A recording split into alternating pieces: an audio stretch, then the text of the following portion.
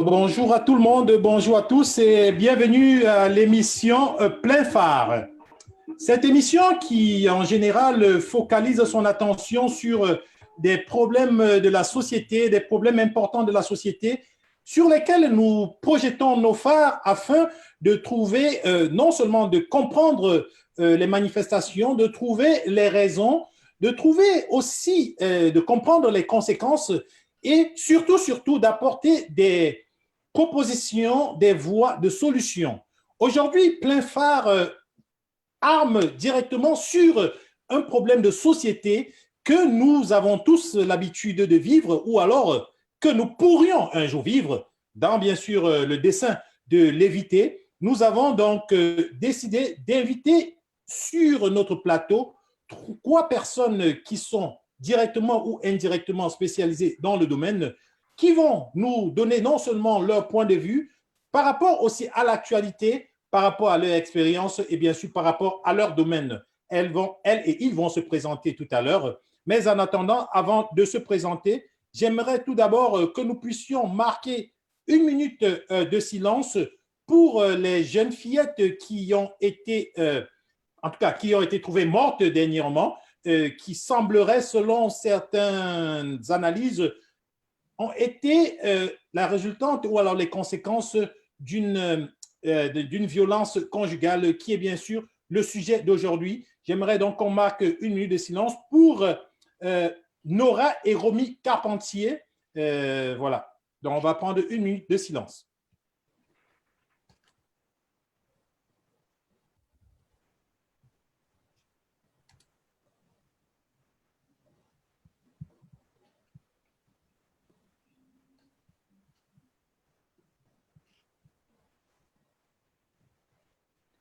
Merci beaucoup pour toutes ceux et celles qui ont marqué cette minute de silence avec nous. J'aimerais donc maintenant donner la parole d'abord pour commencer à nos invités, nos panélistes qui aujourd'hui sont avec nous et qui vont sûrement nous apporter quelques lumières à partir de leur expérience. Je commencerai bien sûr par les femmes qui aujourd'hui, comme le disait Dr Gaston Gou, sont majoritaires vont prendre la parole. Je vais aller d'abord par docteur Nadia Kendil, qui va se présenter. Comme vous le savez, la violence conjugale, ça se présente sous plusieurs domaines, psychologique, moral, physique et bien plus. Alors, c'est pourquoi, dans le domaine psychologique, nous avons invité docteur Nadia Kendil. Dans le domaine social, nous avons invité, bien sûr, Madame Muriel et Madame Agathe Janda, qui nous intervient depuis la France.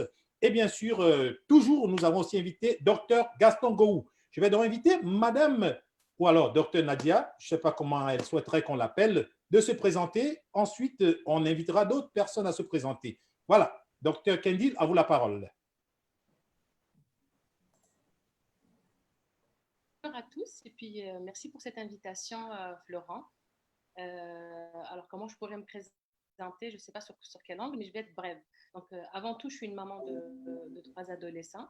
Je suis psychologue depuis à peu près 23-24 ans. Je suis coach professionnel, coach d'affaires et formatrice conférencière. Et ma petite fierté actuelle, c'est le regroupement, le RICM, qui est le regroupement des intervenants aux compétences multiculturelles, dont je suis la directrice générale et la fondatrice. Donc, pour faire brève, je vais m'arrêter là. Ben, juste ça pour commencer, quoi. La suite plus tard. On va continuer avec Madame Muriel Jean-Baptiste. Alors, merci de l'invitation, Florent. Merci aussi aux autres panélistes d'être là. Donc, alors Muriel, je suis en fait d'origine haïtienne. Je suis à Québec depuis plus de 15 ans. Puis, de formation, j'ai un bac en sociologie, une maîtrise en ethnologie. J'ai une expérience de plus de 10 ans, en fait, plus dans le domaine d'accompagnement et insertion professionnelle. Et ensuite, j'ai fait un saut au niveau de la violence conjugale, qui est en fait quelque chose qui me tient à cœur, et surtout travailler auprès des femmes des communautés culturelles. Donc, ça vraiment, en fait, ça me passionne. Je pense qu'on va vraiment tirer un grand de grandes informations à partir de vous parce que vous vivez presque ça tout le temps à travers les femmes des communautés. On va écouter Madame Agathe Janda qui nous parle depuis Paris. Comment ça va à Paris? Oui, merci Laurent, merci pour cette invitation. Il fait très, très beau à Paris, c'est l'été, comme chez vous aussi au Québec, au Canada. Merci pour cette invitation. Merci aussi aux deux femmes qui nous accompagnent sur ce puissant thème, vraiment qui a beaucoup sévi encore pendant cette période de confinement. Donc, je vais me présenter. Donc, je suis Agathe Janda, je suis informaticienne de formation. Et suite à des événements de ma vie, suite à un cancer que j'ai eu, donc je me suis reconvertie vraiment dans l'entrepreneuriat. Donc, je suis entrepreneur, je suis conférencière internationale et puis je suis coach en développement personnel spécialisée dans la confiance en soi et le personal branding. Donc, ce thème, c'est un thème vraiment où j'accompagne vraiment des femmes à guérir de leurs blessures intérieures, de la confiance en soi et je rencontre aussi ce type de cas avec des femmes qui subissent de la violence qui ont subi. Voilà, merci. Ben, merci de cette présentation. On va sûrement aussi tout à l'heure vous écouter à propos de ce sujet. Mais avant, vous n'êtes pas seul, docteur Gaston, on est ensemble. Donc, sentez-vous accompagné par moi. Donc, voilà, je vais vous laisser vous présenter. C'est bien, Florent. Merci pour l'invitation. Moi, je suis Gaston Gourou, je suis docteur en économie. Au niveau professionnel, j'ai travaillé dans le domaine du développement international. J'ai travaillé pendant près de 10 ans à la Banque mondiale et ensuite pour 3 ans à la Banque africaine de développement. Et depuis 2009, je me suis reconverti à l'entrepreneuriat privé et donc je dirige un institut de recherche basé à Québec qui fait de la recherche sur les questions de développement dans les pays émergents et dans les pays pauvres. Et donc, à ce sujet-là, on a travaillé sur de nombreuses stratégies de développement qui impliquaient l'apport des femmes dans le développement économique. Et donc, c'est sous cet angle-là que le sujet me tient à cœur parce que c'est un élément qu'on voit énormément dans les programmes de développement économique dans les pays en Afrique et en Asie sur lesquels nous travaillons. Merci. Je pense que c'est ce que je pourrais dire pour le moment. Et puis, passer la parole à Florent pour voir comment on continue. Oui, absolument, parce que veut pas, le domaine économique est aussi touché dans ce fléau qu'est la violence conjugale, parce qu'il y a aussi la violence parfois financière, juste à savoir qu'on peut contrôler l'autre. En tout cas, ce n'est pas à moi de parler aujourd'hui, c'est vous les panélistes, on le découvrira tout à l'heure. Donc, avant de continuer, j'aimerais remercier très rapidement tous les partenaires de Diaspora Interaction qui à chaque jour nous accompagnent à travers notre mission, à savoir vous valoriser et puis informer et rassembler, bien sûr, au niveau des communautés culturelles. Je vais donc rapidement saluer le président d'honneur, l'avocat international, monsieur Harvey Jean, qui nous écoute sûrement. Et tous les autres que je ne peux pas tous citer, je vais surtout citer Djangui, qui est un grand commerce en ligne, commerce africain en ligne basé à Toronto, mais qui livre partout. Donc, si vous appelez et vous commandez quelque chose chez Djangui, vous allez pouvoir avoir sûrement un rabais si vous dites que vous venez de la part de Diaspora Interaction. Je salue tous les autres, bien sûr, partenaires que je citerai d'ici la fin. Alors, mes chers invités, j'aimerais commencer très rapidement. Je vais mettre le pied dans le plat. Comment, si on se tient un tout petit peu loin, bien sûr, des définitions traditionnelles, comment définirez-vous la violence conjugale? Bien sûr, Madame Docteur Kendil, on vous écoute d'abord. Comment définirez-vous la violence conjugale si on se tient un peu loin, selon vos propres thèmes? En fait, avant tout, j'ai l'impression qu'il faudrait être très prudent. On sait tous que la violence conjugale est un thème très délicat. Et puis, moi, je me dis qu'il faut être très prudent d'abord. Déjà, il y a plusieurs enjeux. Et le premier enjeu, justement, c'est un enjeu de définition. Exactement. Comment on définit la violence, où on se trouve, qu'est-ce qu'on est, qu'est-ce qu'on a vécu, notre bagage éducationnel, notre bagage psychologique, etc. Donc, la prudence se veut surtout dans le domaine culturel. Comme je disais, on se trouve où? Donc, Et puis, il y a certaines études qui démontrent que dans des sociétés occidentales comme la Scandinavie, qui est connue pour plusieurs facteurs très favorables dans plusieurs sphères, la violence conjugale est très élevée, par exemple. Pourquoi? Parce que la définition n'est pas pareille. Ce qui est violence dans un pays peut ne pas l'être dans un autre pays ou dans un autre contexte aussi. Dans le même pays, on peut avoir des contextes. Donc, et puis il y en a qui disent que c'est le contrôle d'une situation quelconque, d'une personne sur une autre personne. Encore là, quel genre de contrôle? Est-ce qu'il s'agit de contrôle psychologique ou de contrôle physique ou de contrôle économique?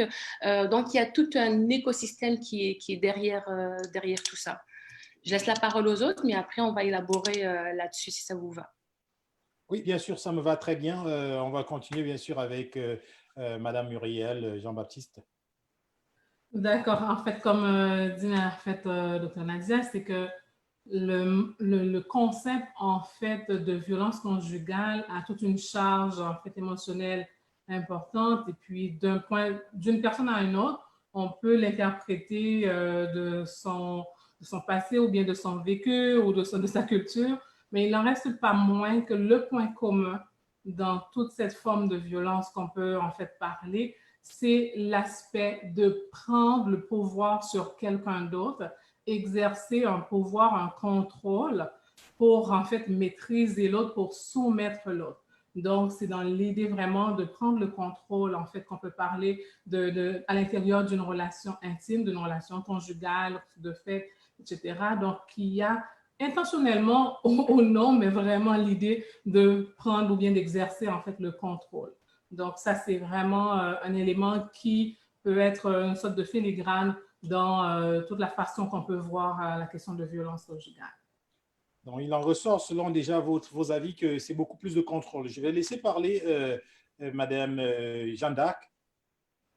Oui, merci de me donner la parole. Pour moi, la violence conjugale va directement droit dans les cultures émotionnelles. La mauvaise connaissance de soi, voilà, qui fait en sorte que les personnes réagissent d'une certaine manière, notamment par la colère qui engendre la violence. Donc, c'est ne pas se connaître, ne pas connaître voilà, les blessures, voilà, ou alors ne pas mettre la main sur ce qu'on a vécu, sur notre passé. Voilà, c'est toutes ces choses-là, tout cet ensemble de choses-là qui amènent droit à la violence, pour ma part. Je définirais que, pour moi, la violence, c'est le fait de ne pas se connaître et réagir vraiment d'une façon voilà, dont on ne maîtrise pas. Donc, le contrôle, comme a dit les deux autres dames, il faut vraiment se contrôler. Ben, écoutez, on va rebondir avec ce contrôle au niveau de Dr. Gaston. Ok, merci bien. Je pense que les dames ont vraiment bien défini, étant donné qu'elles sont expertes dans le domaine, ont vraiment bien défini la violence. Et comme Nadia le disait, la violence conjugale se définit différemment selon les cultures. Si on regarde par exemple la culture africaine, on parle plus de violence conjugale qui est plus ou moins liée à la violence physique que, en général, un homme fait subir à son épouse. Dans des sociétés plus développées, on parle de violence physique, psychologique, verbale, économique. Et donc, quand on regarde un peu tout le spectre des différents types de violences, on revient à ce que Jeanne d'Arc a résumé en disant que violence conjugale, c'est un peu la volonté de contrôler le partenaire dans le ménage, ce qui ne doit pas se faire en principe. OK. Ouais, donc ce qui en ressort de façon commune, c'est que la violence en général conjugale, c'est le fait de vouloir contrôler. Je suis tout à fait, je vous écoute très bien et j'aimerais comme ça rapidement donner la parole à Dr. Kendi et savoir, est-ce qu'il y a des signes, est-ce qu'il y a des signes avant-coureurs dans votre propos, on aimerait comprendre, est-ce que selon vous, psychologiquement, je ne sais pas, est-ce qu'il y a des signes avant-coureurs qui peuvent faire penser à une violence dans un couple, ou alors exactement, est-ce qu'il y a, pour pouvoir anticiper sur cela, quels pourraient être les signes avant-coureurs? Effectivement, il y a des signes, ce que j'appellerais moi les indicateurs, Et souvent, quand ça dégénère, on n'est pas à l'écoute de ces signaux-là, justement. Donc, les signes pourraient être, on ne les voit pas souvent hein, avant la vie conjugale, on ne les voit pas ou on ne veut pas les voir. Un déni, quoi. Exactement. On ne veut pas les voir malheureusement parce qu'on voit tout beau, etc. Et sinon, ils nous paraissent comme détails, mais ils prennent de l'ampleur après, après la vie conjugale, justement. Ces signaux-là, moi, je fais un lien direct avec les valeurs. C'est en général quand on n'a pas les mêmes valeurs. C'est quand on n'a pas les mêmes valeurs. Bon, si on parle de facteurs, il y a plusieurs facteurs qui vont induire en quelque sorte la violence conjugale. Ça peut être des facteurs sociaux. Hein. Vous allez voir tout le long, moi je reviens à la culture parce que je suis prudente. Je suis prudente parce qu'il y a des gens peut-être de toute la planète qui nous écoutent, puis on va leur dire ça c'est violence, puis la personne va dire non, dans mon pays c'est pas violence. Donc c'est pour ça que j'amène toujours à la question culturelle. Donc, il peut y avoir des facteurs sociaux. Est-ce que la société tolère ou ne tolère pas certaines choses, par exemple? Et dans les indicateurs, il peut y avoir beaucoup de signaux, disons, liés aux facteurs individuels de la personne. Sa personnalité, son âge. Et puis, il y a un mot là qui me pop-up dans la tête, qui est l'écart. Quand il y a écart, c'est un gros indice.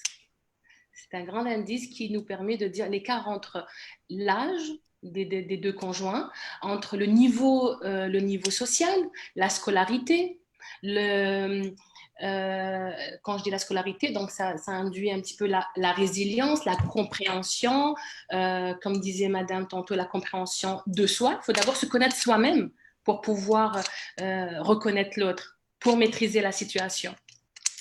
Donc, il y a des facteurs environnementaux, des facteurs économiques. Donc, l'emprise peut-être de l'homme sur la femme sur le plan économique versus... Parce qu'en fait, la violence conjugale, là, on a l'impression que là, on en parle et puis on se dit « Ah oui, je le sais, c'est quoi la violence conjugale ?» Ben oui, c'est quand l'homme exerce de la violence sur la femme.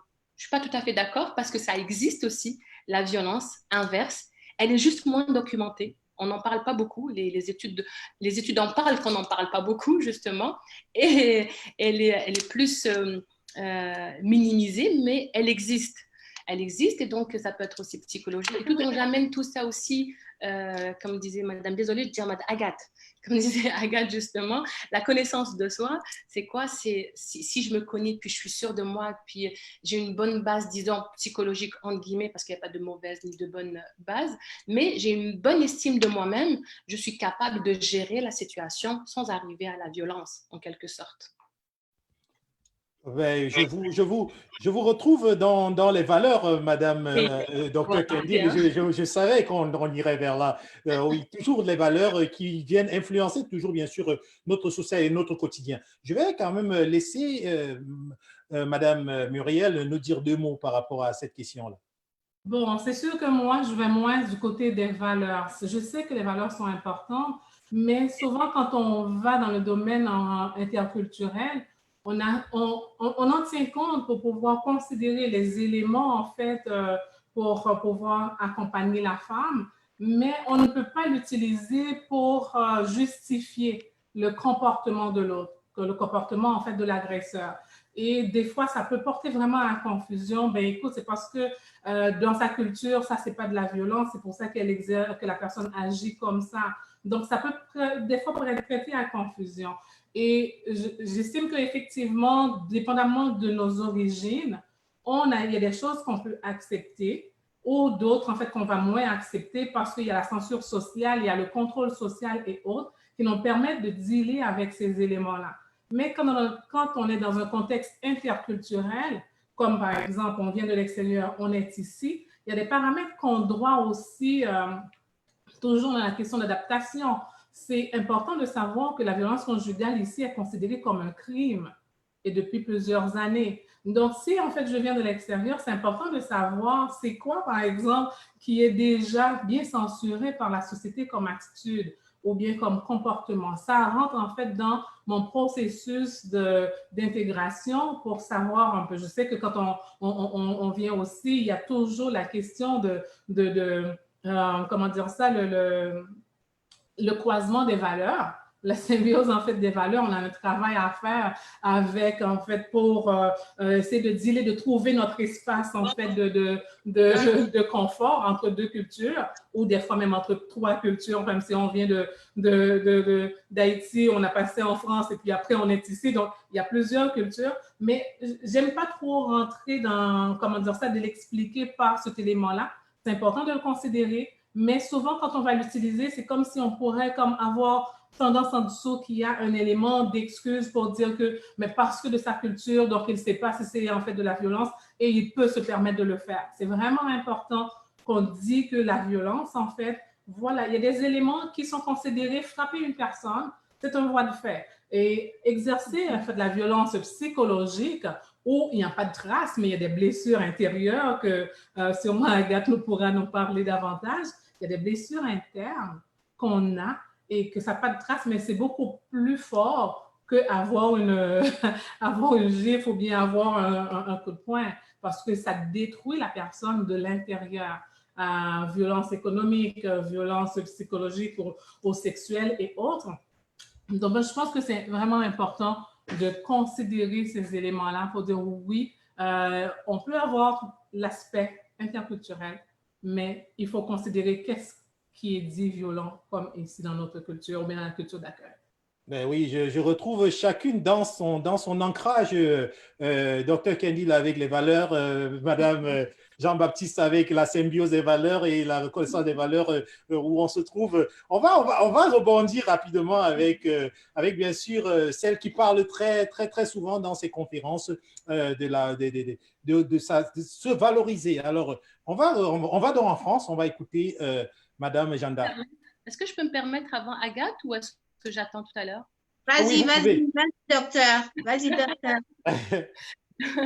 Non, je voulais juste dire à Muriel que je lui donne vraiment raison, mais je parlais des valeurs en tant qu'indicateur parce que Florent nous a posé la question, c'est quoi les signaux qu'on détecte dans la violence? Donc, quand on a une différence de valeur, pas spécialement parce que ça veut dire qu'elle est acceptée. Donc, quand on a une différence de violence, pour moi, mes valeurs, c'est des valeurs familiales. Pour moi, pour l'autre conjoint, la valeur est autre et professionnelle. Donc là, on peut détecter, on se dit, ah, ils n'ont pas les mêmes valeurs. Donc il peut y avoir de la chicane, comme on dit au Québec. C'est par rapport à ça, juste pour spécifier. Merci beaucoup. Mais là-dessus, je veux juste dire quelque chose, c'est que on sait la violence, en fait, je comprends que ça peut être un indicateur, effectivement, Nadia, mais on sait, ça n'a pas de limite.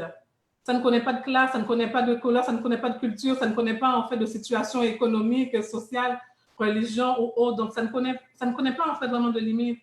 Donc, c'est en tout cas. En tout cas, on va rebondir tout à l'heure sur ça. Alors, retournons à Paris pour le moment. Oui, Laurent, merci. En effet, les signaux peuvent être variables. Les signaux peuvent être variables d'un individu à un autre ou alors, comme les dames disaient, d'une culture à une autre. Mais il y a toujours, je pense que nous, celles qui sont mamans, savent très bien que les enfants, il y a des signaux même déjà quand les enfants sont petits, les enfants qui ont du mal à accepter le non. Les enfants qui ont du mal, quand on leur interdit les choses, qui veulent toujours qu'on écoute ce qu'ils veulent, ce genre de choses. Ce sont souvent ce genre d'enfants qui exercent souvent la violence plus tard. Ces petites choses-là, quand on n'est pas en accord avec eux, les personnes qui acceptent pas les avis des autres, les personnes qui savent pas communiquer, pour moi, ça, ce sont des signes, au-delà des valeurs, des valeurs qui amènent, à leurs besoins. Ça, pour moi, ce sont des signes vraiment très palpables, qui montrent que, cette personne-là peut être vraiment colérique, cette personne-là peut exercer de la violence, cette personne-là peut dépasser ce cap, en fait, quand il se trouve face à une situation. ce que je peux rajouter. Ok, d'accord. Ben, on va donc, oui, en prenant ce que vous venez de dire comme exemple, je pense qu'au niveau économique, peut-être que Dr Gaston Gou a quelque chose à dire à propos de ma question. Peut-être quelques éléments pour rebondir un peu sur ce que je pense les autres experts ont dit. Par rapport au signe avant-coureur, je pense je peux peut-être contribuer à deux niveaux. Au niveau formel, au niveau informel, lorsqu'on parle de signe avant-coureur, il est évident que l'exemple donné par Agathe fait sens. Lorsqu'on a un jeune enfant qui montre ses signes, les parents peuvent déjà penser à ce qu'il peut faire plus tard.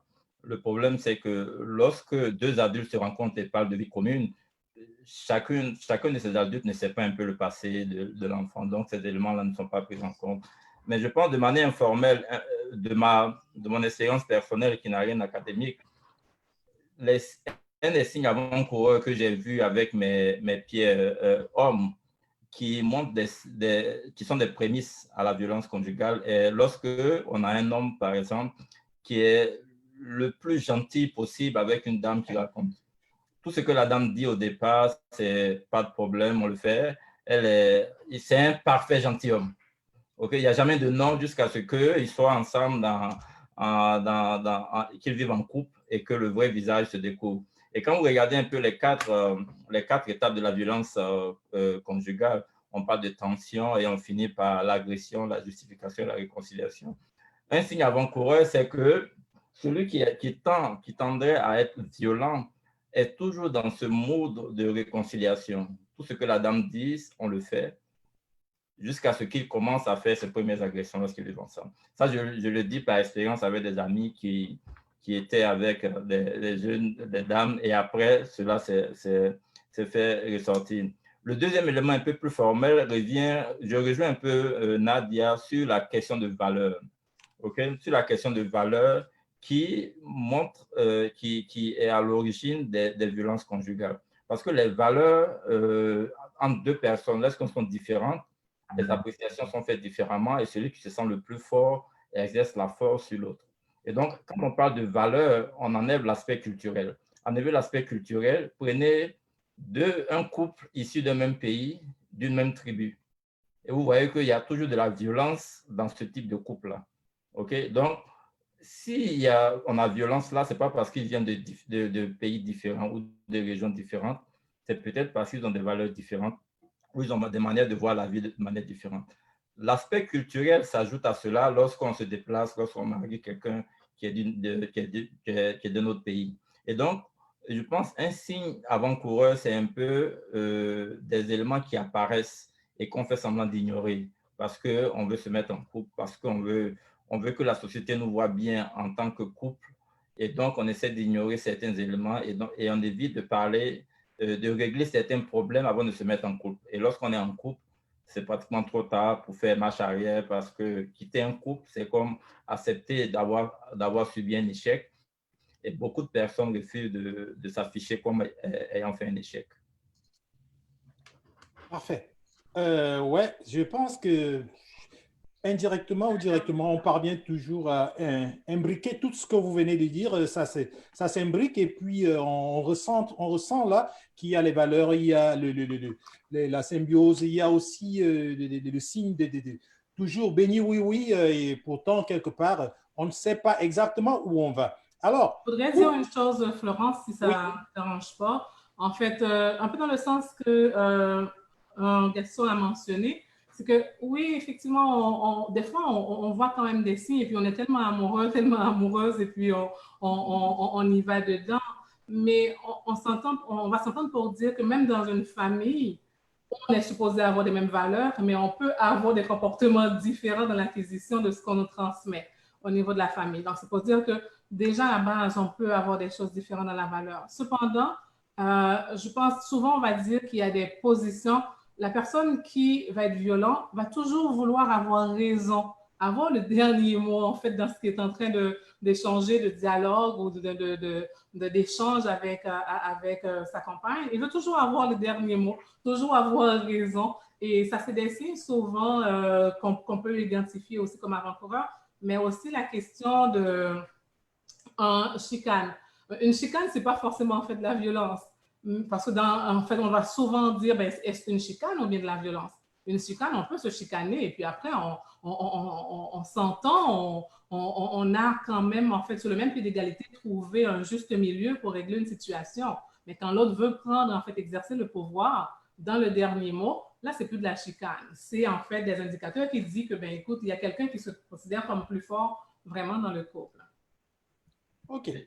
Qui se considère plus fort dans le couple? Oui, ça c'était, je dirais, ce sont des odeurs ou alors des signes avant-coureurs d'un éventuel contrôle futur où on est peut-être aveuglé on est tellement aveuglé par l'amour qu'on oublie de constater ces points et ces signes avant-coureurs. Maintenant, une fois qu'on a plongé dans le couple et qu'on est vraiment ensemble et qu'on vit tous les jours, selon vous, j'aimerais savoir, de par votre actualité, de par vos expériences, quelles sont les raisons qui poussent à cette violence conjugale?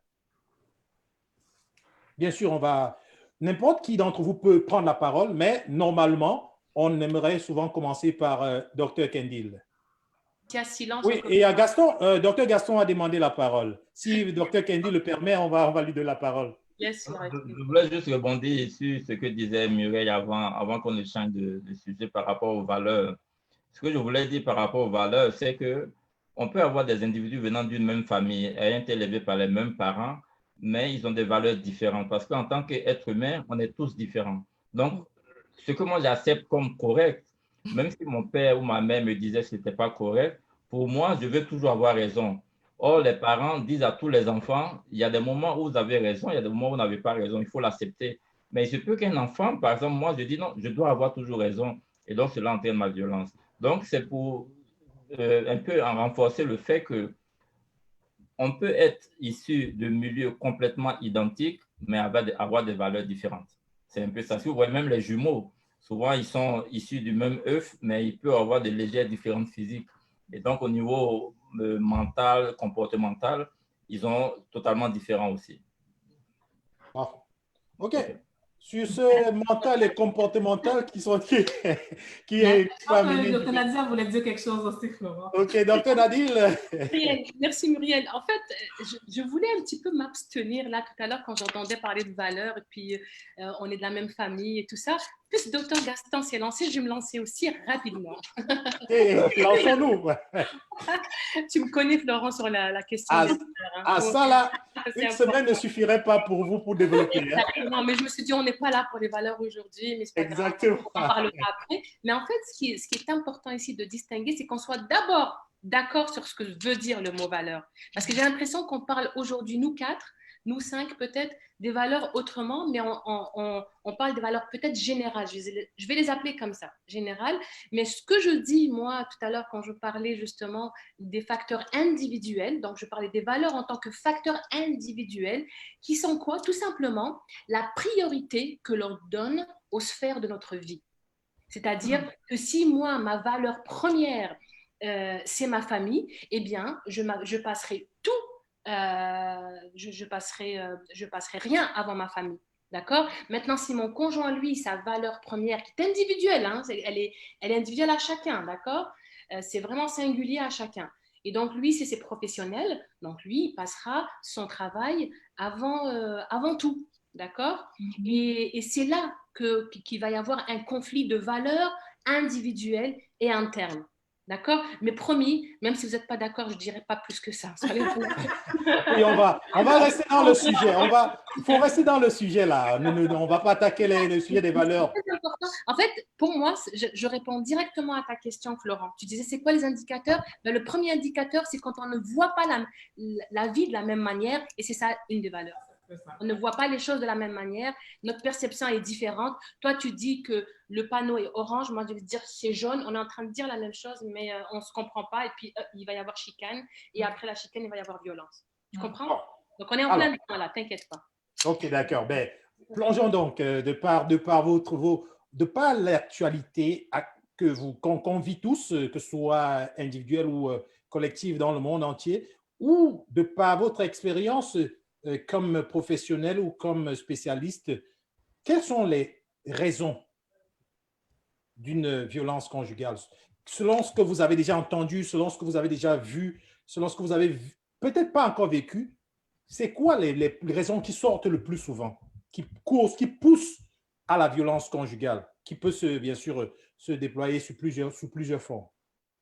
Moi, j'irai rapidement à évoquer un terme que j'ai cité tout à l'heure. J'ai parlé d'écart.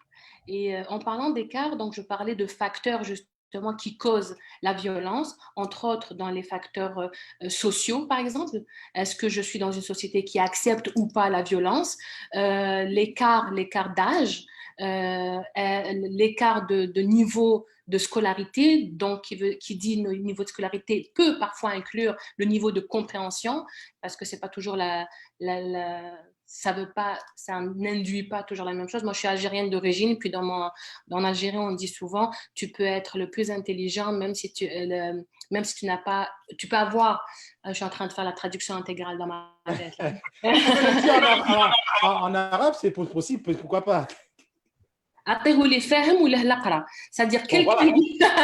vous avez tout compris. Donc, ça veut dire que je préfère conjuguer avec une personne qui comprend le plus plutôt qu'une personne qui a plusieurs diplômes. Parce que la personne qui a plusieurs diplômes peut ne pas comprendre ce que l'autre personne qui est juste sage pourrait comprendre. C'est ça que je dis. Donc, niveau de scolarité peut influencer, mais c'est pas tout. On pourrait avoir des facteurs aussi relationnels et des facteurs individuels, comme je parlais, comme je disais tantôt, les valeurs, etc. Mais ça peut aussi, dans les facteurs individuels, on a des facteurs de résilience, des facteurs intérieurs, psychologiques, je vais appeler ça comme ça. Ça veut dire, mais je pense que Muriel et Agathe l'ont cité rapidement, c'est que quand on a vécu de la violence conjugale, de la violence en général, de la violence de toutes sortes, surtout en tant qu'enfant, on est appelé à reproduire le pattern, le même modèle, le même schéma, et on peut reproduire le schéma de victime et le schéma d'agresseur aussi. Donc ça, c'est dans les facteurs psychologiques. Et puis là, je ferai un petit tour vers les notions de stress que Sonia Lupien, notre grande Sonia Lupien, la chercheuse dans le domaine du stress, elle dit le stress, c'est du ciné. Donc le ciné, c'est quoi? C'est le C de contrôle faible. Donc quand la personne a un contrôle faible, elle a tendance à stresser et puis probablement exercer de la violence. Le I, c'est l'imprévisibilité. C'est quand c'est imprévisible. Quand la situation conjugale est imprévisible, ça peut causer de la violence. Quand la situation est nouvelle, j'ai jamais vu ça. Ah, oups. Donc là, ça peut créer aussi de la violence. Et le facteur que moi je vois très très important dans la composante psychologique ou individuelle de la personnalité chez certaines personnes, c'est l'ego, le E de ego. Donc quand l'ego est là, on l'a dit tout à l'heure, M. Gaston l'avait dit, Dr Gaston l'avait dit, c'est moi qui ai raison, c'est moi et puis là, tous les autres facteurs apparaissent. C'est moi qui ai raison parce que c'est moi qui nourris la famille, c'est moi qui ai raison parce que c'est moi qui fais ci, etc. Donc il y a tout ça. Et c'est des facteurs concomitants qu'on balance d'un critère à un autre et qu'on peut expliquer psychologiquement, disons, par le stress. Pour ne pas prendre la parole, je cède la parole aux autres. OK. Qui prend la parole? Vous pourriez y aller. Je veux bien prendre la parole. Oh, vas-y, Agathe, avec plaisir. Oui, merci. Donc, comme le docteur Kendall disait, pour ma part, que ce soit au niveau des facteurs psychologiques ou des facteurs individuels, la principale raison pour moi que je trouve, c'est la mauvaise interprétation, je dis bien la mauvaise interprétation de comment je perçois ce que l'autre me dit. Donc, et d'une région à une autre, les mots ont un sens différent. Donc, c'est vraiment la principale raison, parce que quand je dis quelque chose à mon conjoint, il comprend d'une autre manière, ou alors lui, quand il vient me dire quelque chose, moi, j'interprète déjà d'une autre manière, tout simplement parce que j'ai déjà aussi mes préjugés, mes blessures derrière, ou mes valeurs qui ne sont pas en adéquation avec ce qu'il me dit. Donc, ma part, c'est l'interprétation, donc la communication, d'où l'importance, encore comme on a dit en début de cette émission, de vraiment se connaître, de chercher à se connaître. Et quand on a un conjoint pour voilà, connaître les raisons, il faut aussi essayer de comprendre qui est derrière cette personne en réalité. Quelles sont ses valeurs? Qu'est-ce qu'il aime? Qu'est-ce qui le pousse à réagir comme ça? Qu'est-ce qui fait en sorte qu'il est colérique? Ça se trouve qu'il a un passé vraiment qui n'a jamais parlé à sa partenaire ou à sa femme. Et peut-être que, voilà, si elle connaît déjà le processus de se connaître, là, elle va comprendre le pourquoi.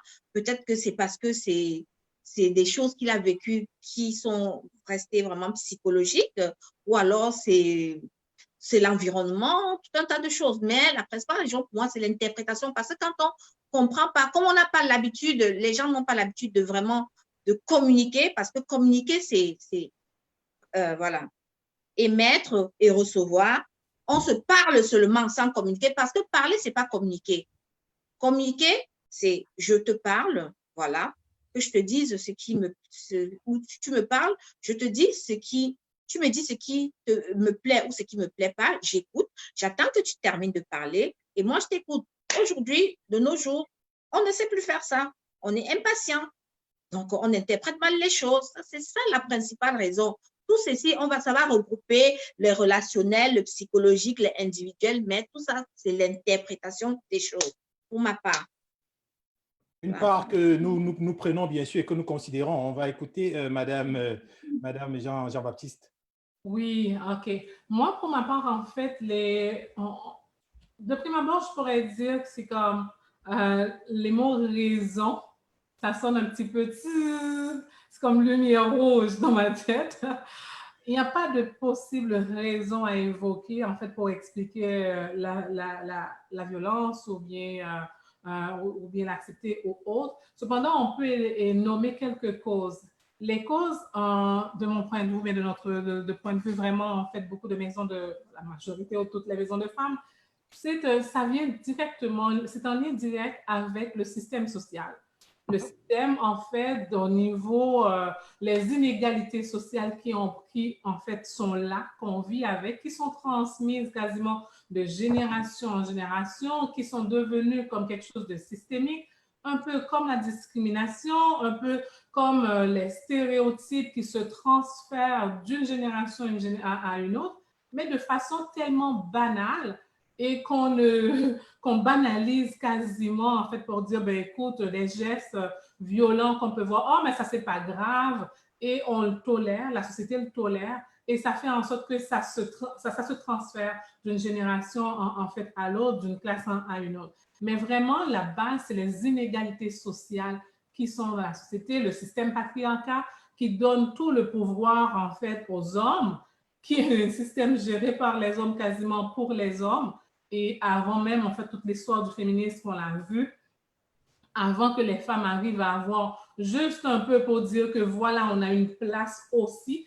Je dois aussi mentionner tout ce que, en fait, mes collègues ont mentionné, que ce soit Nadia ou bien Agathe, c'est correct. Mais l'idée, ça va même au-delà des facteurs comme individuels qu'on pourrait expliquer. Ça va bien au-delà parce que c'est vraiment quelque chose qui est plus systémique. C'est vraiment quelque chose qui est même endémique. On prend pour acquis qu'un homme, il a tout le pouvoir et qu'il est capable d'eux, alors qu'une femme est quasiment en second rang, en second degré. Ça, c'est pas en fait de ma façon de le voir, c'est quelque chose qui est déjà dans le corps du système social, qui est transmise dans l'éducation, qui est transmise dans l'instruction, donc qui est là comme quasiment dans nos veines attachées à nous, alors qu'on doit prendre une décision pour dire que là, il faut dépasser cette étape-là parce que les hommes et les femmes, on est capable de faire plein de choses qui sont de façon égale. Donc, je pense que les raisons vraiment de base, c'est plus l'aspect systémique et transmise au niveau de l'éducation et le système patriarcal aussi. Il faut dire on plonge loin avec vous, Madame Jean-Baptiste, et puis c'est bien sûr des très bonnes choses de pouvoir comme ça parler du fond du problème afin d'anticiper et dans la suite, bien sûr, dans le développement de notre émission, de voir comment éventuellement éviter cela. Mais avant, je pense que Dr. Gou avait quelque chose à dire. Oui, non, très bien. Je pense qu'on a eu des éléments assez importants. Je pourrais peut-être ajouter, surtout rebondir un peu sur ce que Mme Jean-Baptiste vient de dire par rapport aux causes de manière systémique et qui sont endogènes aux sociétés. Elle parlait aussi tout à l'heure du système patriarcal qui est un des vecteurs de cette violence. J'adhère parfaitement à cette explication. Je voulais tout de même ajouter que il est vrai que le système patriarcal véhicule beaucoup cet esprit ce complexe de supériorité des hommes qui pensent avoir toujours raison, qui pensent avoir toujours le dernier mot. Mais je voudrais qu'on mette un bémol parce que ce n'est pas seulement le système patriarcal qui envoie ce type de conséquences de violence conjugale. Quand on prend l'exemple on a des systèmes matriarcats qui existent dans certaines régions en Afrique. Je prends par exemple mon village en Côte d'Ivoire qui est un peu à l'est de la Côte d'Ivoire, qui est un système matriarcal qui est en principe dominé par les femmes entre côtes, ok? Mais le type de violence envers les femmes existe toujours dans ce système-là, même si ce sont les femmes qui sont censées prendre les plus grandes décisions ou qui sont censées prendre l'héritage au décès d'un de leurs frères. Ce sont les femmes qui héritent des biens, ok? N'empêche que quand elles sont en couple avec quelqu'un, elles subissent toujours ces violences conjugales. Ok, donc il est vrai qu'on a cette culture qui est ancrée en nous hommes, disant que vous êtes ceux qui devez prendre des décisions, mais cet aspect-là doit être aussi pris en compte. En termes d'autres raisons, quand on a parlé de supériorité des hommes, c'est ce complexe de supériorité qui est discuté depuis un certain moment, qui pense que celui qui commet la violence conjugale pense avoir toujours raison. Et donc, on a ce complexe de supériorité qui existe, qui est à l'origine de plein de mots. Ici, on parle de violence conjugale. On a aussi le manque de respect vis-à-vis du partenaire. OK? On a un partenaire dans un mariage, dans un couple. On pense que l'autre n'est pas à son niveau. OK? Donc, on a ce complexe-là où on pense avoir beaucoup plus à apporter dans le couple que l'autre. Et donc, l'autre doit beaucoup moins intervenir et doit prendre ce que moi je dis pour argent comptant. Et le dernier élément que je voulais soulever, c'est un peu le manque de respect d'un des partenaires. Donc, celui qui commet les actes de violence conjugale, la plupart du temps, pense que l'autre partenaire le manque de respect. Et donc, pour restaurer ce respect, il faut qu'il agisse avec la force pour que le respect soit mené comme il se doit. Et donc, ces éléments-là, ce complexe de supériorité, et aussi, peut-être un corollaire à cela, c'est un complexe d'infériorité qu'un homme peut avoir dans un couple. Il y a un exemple assez simple. Vous êtes dans un couple, l'homme il a seulement un baccalauréat, la femme a un doctorat. L'homme se sent est automatiquement complexé au niveau inférieur et donc il va essayer d'exercer une force beaucoup plus forte à la maison pour montrer que c'est lui qui est l'homme entre côtes. Ok, donc c'est un peu ça aussi qui peut être une cause de violence conjugale. Et je pense bon, je ne voulais pas le mentionner, mais j'ai grandi sans pour autant que Dr Kandil me fasse un profil psychologique d'enfant ayant vécu dans un couple où il y avait la violence conjugale. J'ai grandi moi dans un couple avec mon père et ma mère où le père exerçait énormément de violence physique conjugale sur ma mère tout le temps. Ok, donc j'ai fait un effort dans ma vie de ne pas répliquer cela. Je ne sais pas si je tombe dans le groupe des victimes ou d'agresseurs, mais j'ai fait de sorte à ne pas répliquer cela. La même chose est arrivée avec chacun de mes frères et chacun de mes frères avec qui on a grandi. Et donc, le fait d'avoir vu, nous, la violence conjugale tout en grandissant, on a eu la chance de développer un sentiment contraire à cette violence-là, de sorte à ne pas le répliquer. Parce qu'à ma connaissance, aucun de mes frères n'a exercé de la violence physique. Les autres types de violence, je ne peux vraiment pas garantir, mais la violence physique, je ne l'ai pas ressentie avec mes frères. Avec mes frères. Et donc, il y a cet aspect de grandir dans la violence, les raisons qui amènent cette violence-là. Et lorsqu'on les identifie, on voit qu'à la fin, on retourne à l'unité individuelle de l'homme. Quelles sont les valeurs de l'homme? Qu'est-ce que je pense important?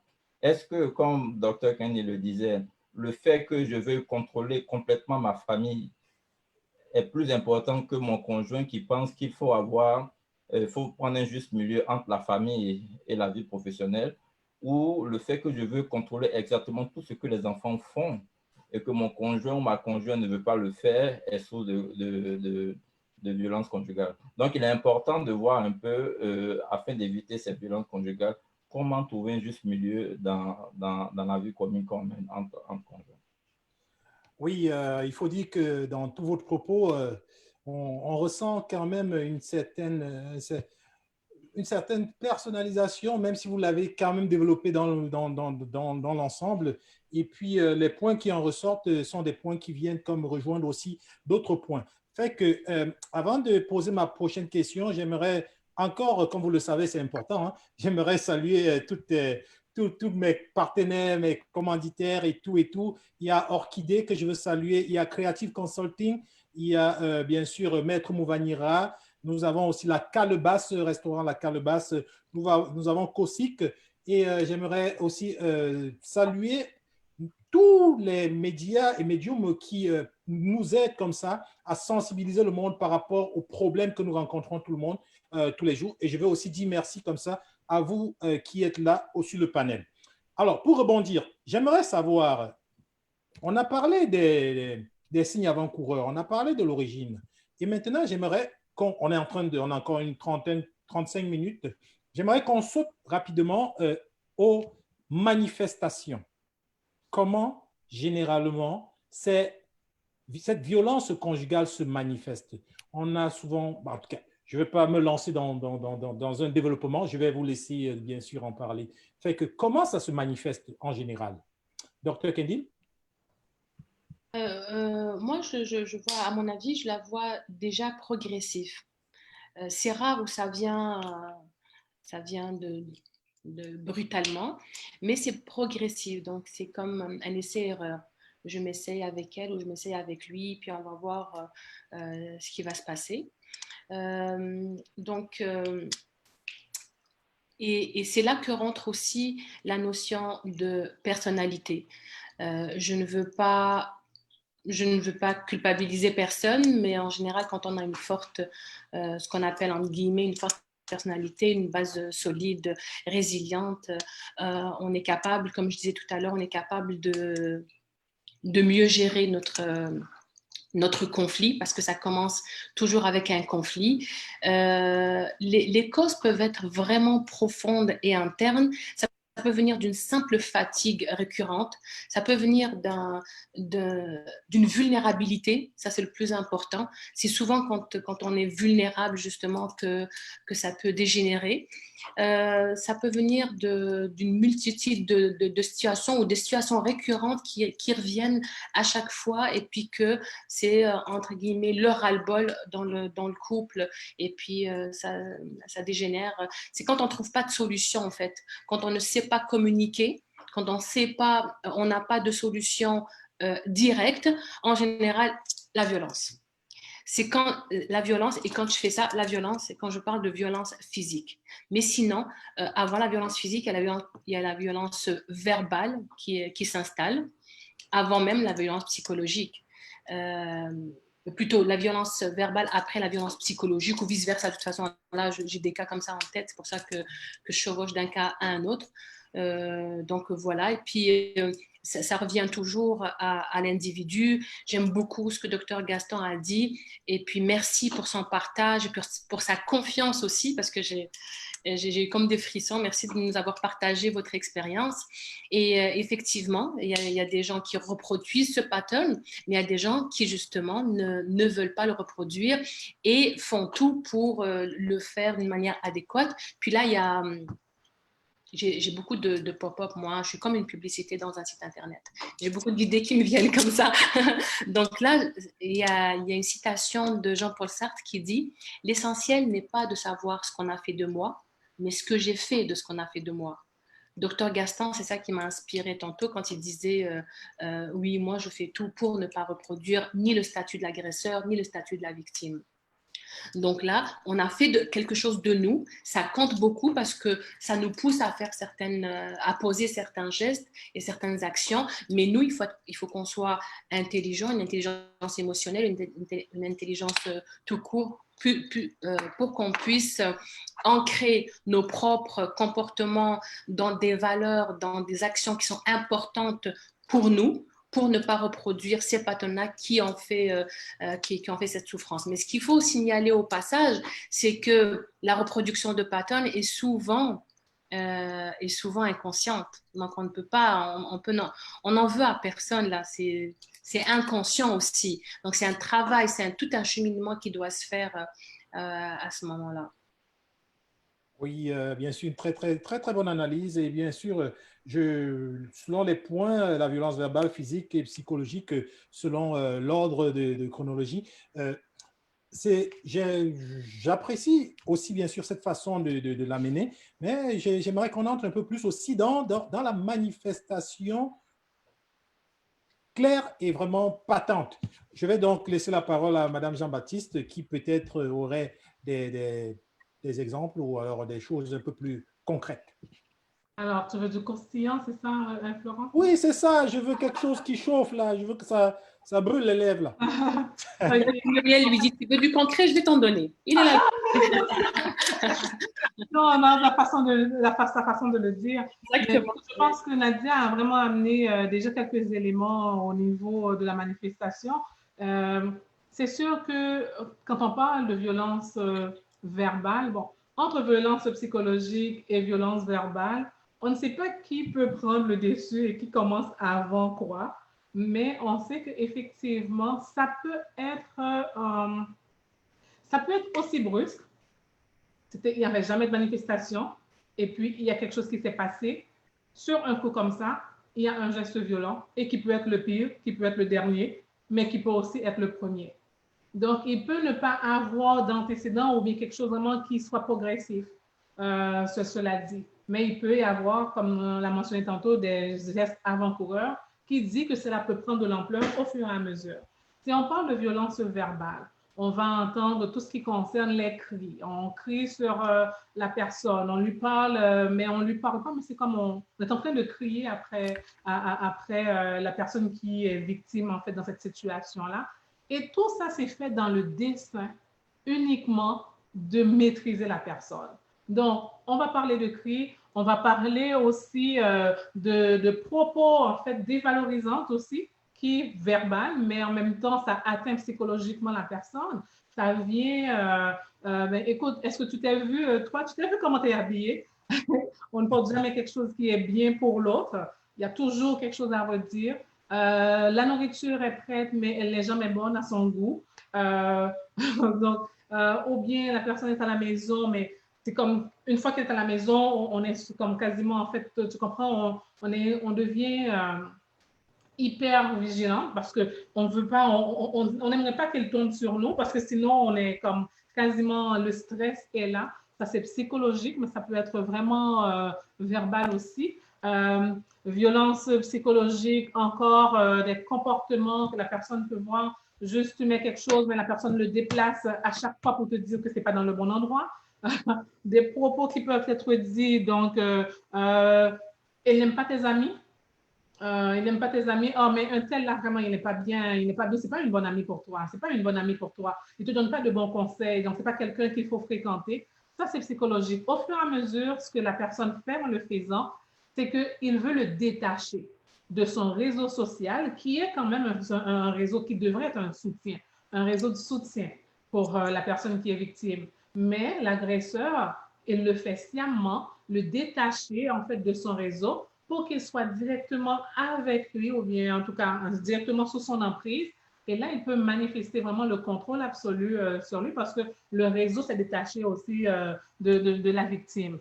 Autre chose, écoute, violence aussi économique qu'on peut mentionner. Ben, pour violence physique, je ne passe pas trop de temps là-dessus, mais j'aimerais quand même dire, des fois, la personne peut ne pas forcément... L'étranglement, l'étranglement, c'est la triangulation, ça c'est une cause majeure et qui a été dans le passé assez minimisée dans les causes en fait de violence physique parce qu'on n'était pas en mesure vraiment de l'associer directement. Comme aussi la personne qui frappe le poing dans le mur, mais juste à côté de la victime.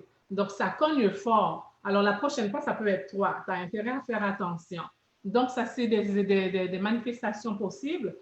Juste un élément, par exemple, tu reviens, tu fais l'épicerie, la personne est fâchée, il prend tout ce que tu as acheté, il le met à la poubelle, il le jette, juste pour tout simplement, en fait, tu comprends, te montrer comment il est fâché. Ça aussi. Violence économique. Priver la personne en fait de ce qu'elle a droit ou bien complètement dépendant économiquement de son conjoint. Donc, s'il ne lui donne pas d'argent, il n'en a pas, ou bien qu'il en a, qu'il travaille, mais c'est monsieur qui, ou bien en tout cas le conjoint qui a accès au compte et qui gère les comptes, ou bien qu'il lui fait emprunter de l'argent en son nom et que c'est elle qui doit rembourser parce que c'est en son nom, les prêts sont en son nom, mais c'est l'autre conjoint qui dépense. Donc, les manifestations sont quand même assez nombreuses au jour le jour, mais c'est vraiment important, je dirais, quand il y a des signaux, et le réseau, en tout cas, joue un rôle important. Quand il y a des signaux, de ne pas en fait abandonner la personne qu'on voit qui peut en fait être super en hypervigilance. Son téléphone sonne, il est complètement en panique parce que s'il ne répond pas, écoute, il ne sait pas qu'est-ce qui peut se passer à la maison en rentrant. S'il ne répond pas au texto, s'il ne répond pas au téléphone, même au travail, ça peut être désastreux. Alors, je peux rester là. S'il y a d'autres questions, je peux revenir pour ajouter. Mais ça, c'est des éléments que je pourrais nommer. Allô? Oui.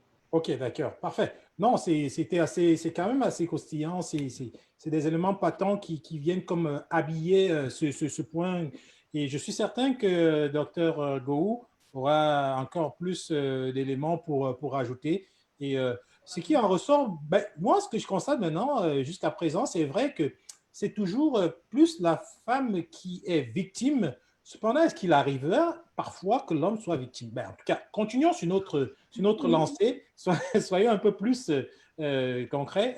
On a encore 25 minutes. Docteur Gou. Peut-être rapidement, comme vous l'avez si bien dit, les femmes sont la plupart du temps victimes.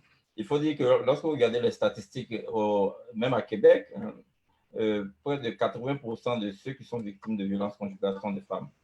Et donc, ça laisse à peu près 20% des hommes qui sont aussi victimes de violences conjugales. On n'en parle pas à cause de ce complexe de supériorité de cet homme que les hommes ont par rapport à se déclarer victimes de violences conjugales. Et peut-être, avant de donner 2 ou 3 exemples de violences conjugales, je voulais juste rapporter l'anecdote que m'a fait savoir un de mes amis. Venant d'un village du centre-ouest de Côte d'Ivoire, les BT, et ces deux, la violence conjugale a une autre définition. Okay? Et donc, quand vous êtes marié dans ce village et que vous ne battez pas votre femme, c'est comme si vous ne l'étiez pas. Donc, est-ce que cela est vrai ou pas? Mais c'est un peu l'anecdote qu'ils ont racontée. Un homme qui aime sa femme dans ce village doit souvent montrer qu'il n'est pas d'accord en la battant. Ça montre c'est un signe d'amour d'après dans ce village-là. Mais ça, je pense, dans la plupart des sociétés, c'est condamné et c'est labellé comme violence conjugale, ce à quoi j'adhère parfaitement, parce qu'il y a plusieurs autres manières de montrer qu'on aime son épouse. Rapidement, deux exemples de violence physique. Quand on parle de violence physique, c'est vraiment une violence où le conjoint va battre sa conjointe. Et la plupart du temps, c'est l'homme qui n'est pas d'accord, qui commence à battre, et qui prend son épouse comme un punching ball et il se défoule au maximum sur la pauvre dame. Et en général, en Afrique, les dames ne reportent pas cela. L'avantage aussi de l'Afrique, c'est qu'ayant la peau noire, on n'a pas de bleu. Donc, il n'est pas facile de montrer qu'on a été battu la veille par son homme. OK. Donc, certains hommes sont assez intelligents pour taper à des endroits où les marques ne seront pas visibles par l'extérieur. Mais une des manifestations évidentes des violences physiques, c'est vraiment l'homme qui bat la femme. Au niveau économique, l'une des plus grandes manifestations qu'on voit, comme en appui avec ce que Jean-Baptiste a dit, c'est un peu l'homme qui demande à son épouse de ne pas travailler. Ouais. OK, je ne veux pas que tu travailles, je veux que tu restes à la maison, que tu t'occupes des enfants et de la maison, de sorte que n'ayant pas de revenus, n'ayant pas d'argent, l'épouse est plus sous le contrôle de l'homme. OK, elle ne peut absolument pas parler. Et donc, ne travaillant pas, elle se coupe automatiquement de tout son soutien social qu'elle peut avoir, les amis, les collègues de bureau, ainsi de suite. Et donc, le contrôle qu'existe l'autre conjoint sur elle est total. Et donc, ça, c'est un type de violence conjugale qui commence par une violence économique qui se traduit ensuite par une violence psychologique parce qu'on dit, bon, on va travailler ensuite sur le self-esteem de la personne qui ne travaille pas. OK, tu restes à la maison, tu fais rien de bon, tout ce que tu fais, c'est pas bon, ainsi de suite. Et donc, on rabaisse un peu l'autre conjoint qui reste à la maison pour s'occuper de la maisonnée, des enfants, ainsi de suite. Et donc, au niveau économique, des décisions ont été prises pour essayer de changer ce statut-là, si je peux ramener pendant une seconde l'aspect économique. Et donc, quand vous regardez l'aspect économique des couples, des ménages maintenant, il y a ce qu'on appelle la production domestique.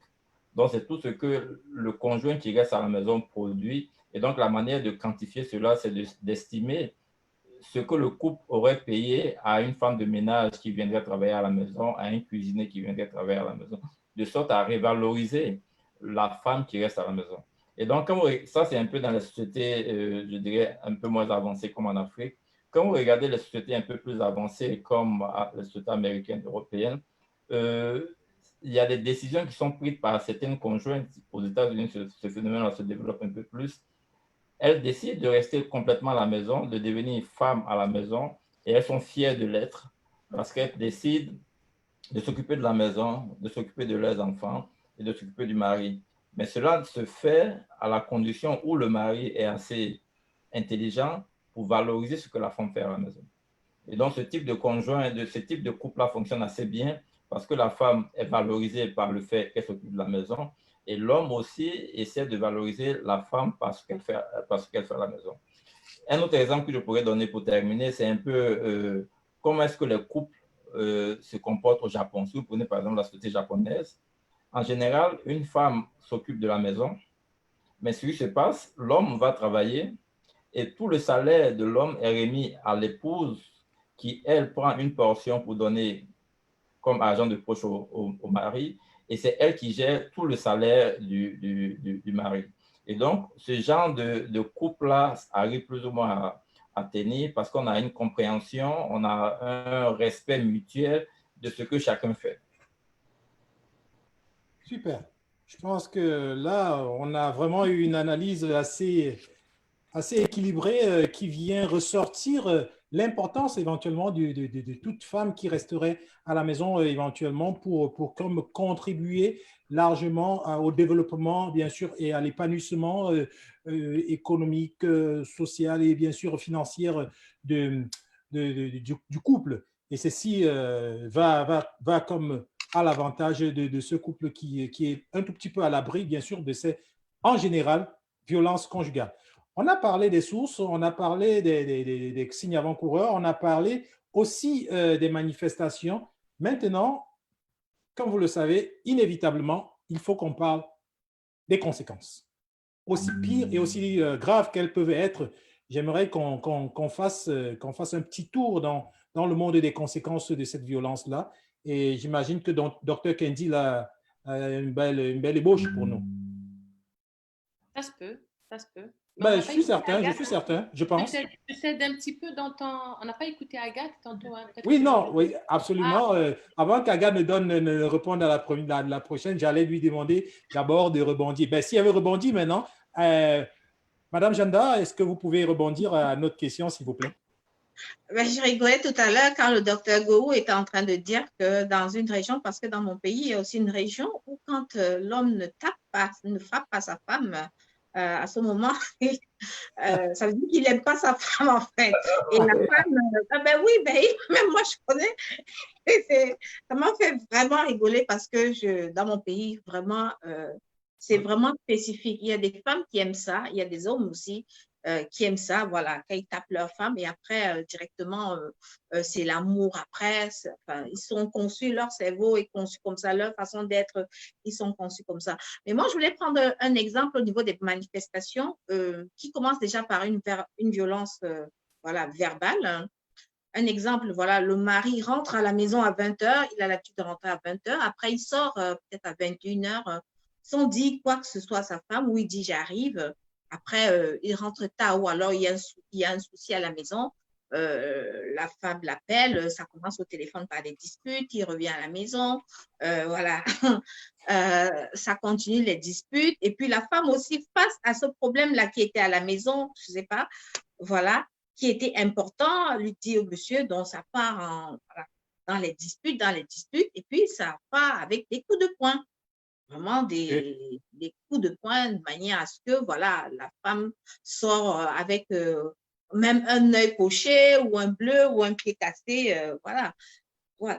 Et là, comme on disait aussi, ça dépend des personnalités. Il y a aussi des personnes qui ont des colères froides en fait. Vous ne savez pas vraiment ce qu'ils pensent au fond d'eux. Les choses, voilà, leurs valeurs ne sont pas respectées, leurs besoins ne sont pas satisfaits, mais eux, ils gardent ça en eux. Donc, ce qui fait que du jour au lendemain, comme ça, vous le voyez réagir, ils cassent tout dans la maison, ils cassent tout, ils cassent tout, ils cassent tout. Donc, du coup, on essaie. Il peut même casser et que ça atteigne même, je ne sais pas, il peut casser même sur sa femme, comme ça, parce qu'il est dans une crise où, voilà, on rencontre par exemple ce genre de personnes, de femmes en coaching, on dit que je ne reconnais pas mon mari parce que vraiment, ce qu'il a fait aujourd'hui, il a tout cassé, il a tout cassé. Et ça, vraiment, c'est aussi un autre signe de manifestation de la violence. Ceux qui sont introvertis et que du jour au lendemain, voilà, quand ça saute comme ça, comme une cocotte minute, et puis ils réagissent d'une manière violente dont on ne s'y attendait pas en fait. Donc ça, ce sont les deux points que je voulais rajouter, sinon elles ont tout dit, vous avez tout dit, donc je ne vais pas encore m'éterniser dessus, mais très souvent c'est la violence verbale, ensuite la physique. Parfois aussi, ceux qui sont faibles, ils utilisent la psychologique, la violence psychologique, pour traiter l'autre pour une toc-toc, une teubeu, pour quelqu'un qui n'a pas la tête, en fait. Je vais donc reprendre la parole rapidement. Je salue notre partenaire et maître Mouvanira Serge du cabinet Bahati.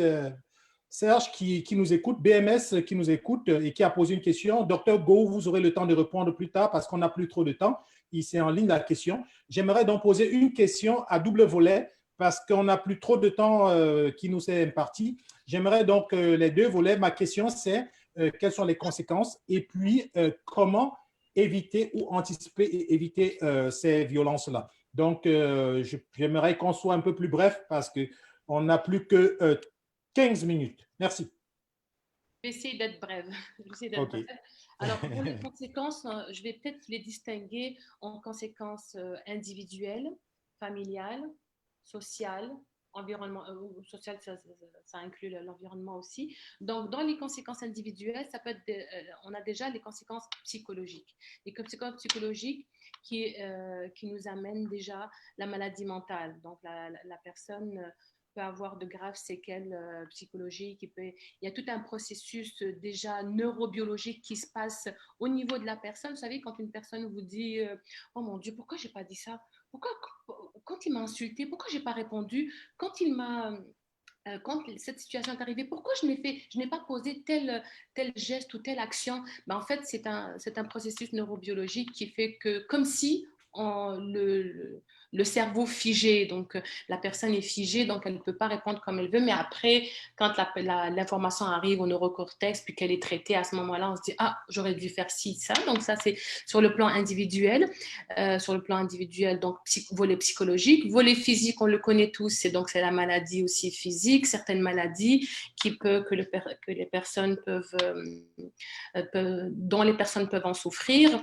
Il y a le facteur aussi, mais ils sont tous concomitants, moi, à mon avis, parce que c'est comme un cercle vicieux. L'un engendre l'autre, etc. Donc, sur l'aspect familial, il y a aussi les dommages qu'on peut créer dans la santé psychologique des enfants quand il y a des enfants dans cette violence conjugale.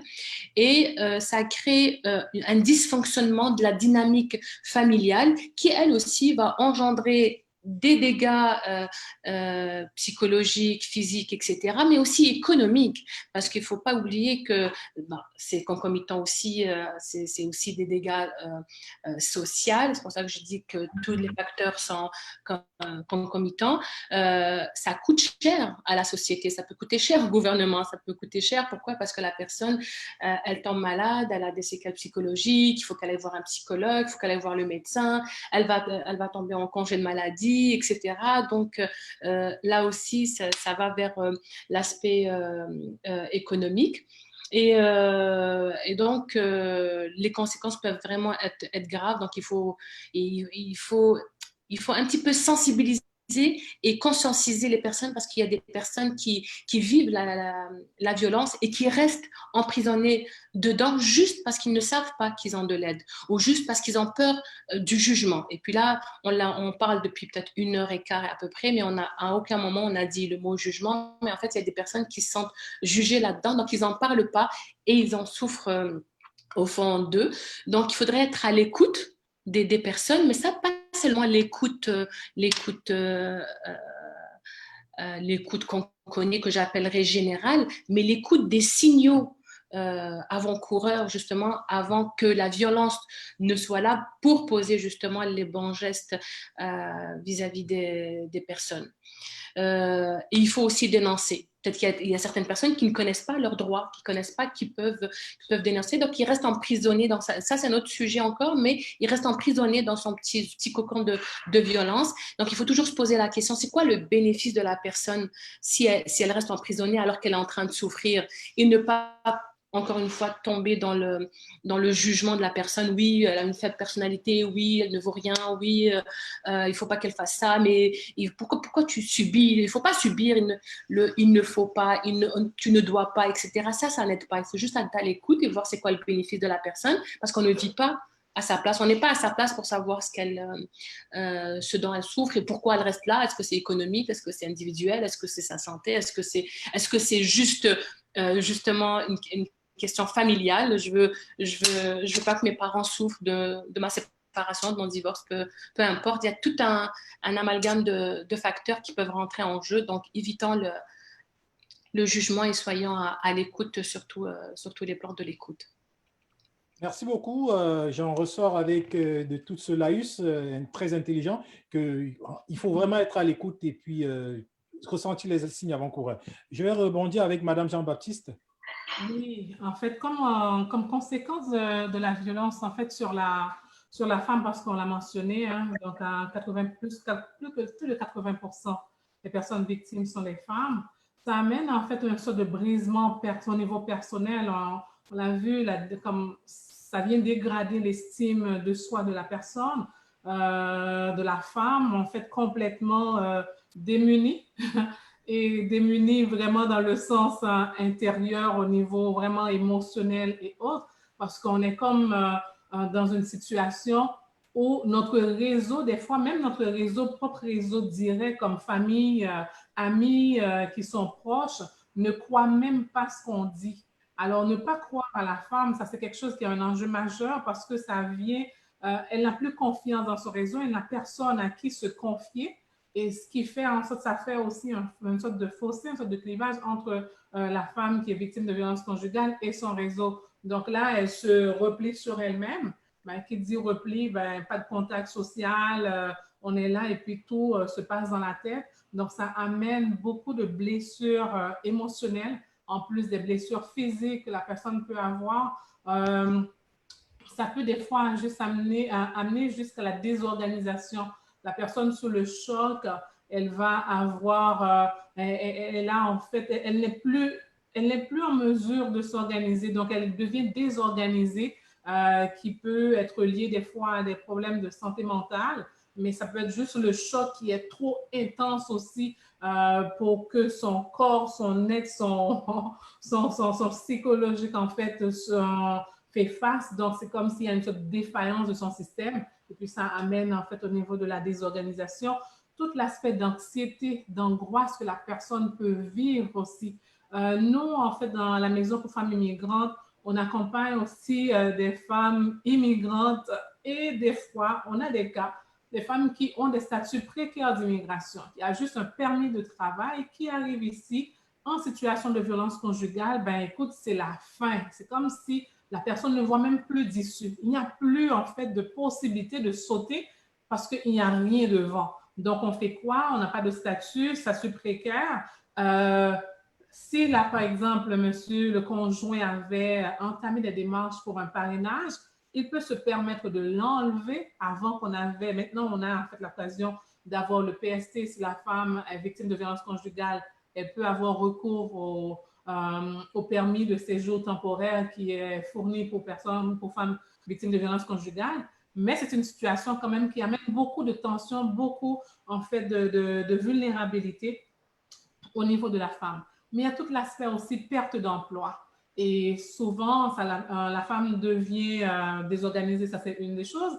Mais comment gérer les rendez-vous entre le médecin, l'école, l'avocat, tout ça, ça crée une sorte, ça devient trop pour en fait la femme de gérer. Ça impacte son emploi, il n'est pas capable de se concentrer. Alors, quand Nadia disait justement ça coûte cher à la société, ça coûte énormément cher. Et c'est pour ça que je pense que les employeurs ont aussi leur part de responsabilité pour être sensibilisés, pour être comme des aviseurs dans leur milieu et pour pouvoir être là pour soutenir des femmes qui peuvent être victimes de violences conjugales dans leur milieu. Il y a tout l'aspect aussi dénoncé, mais il y a l'importance du réseau social, le réseau direct.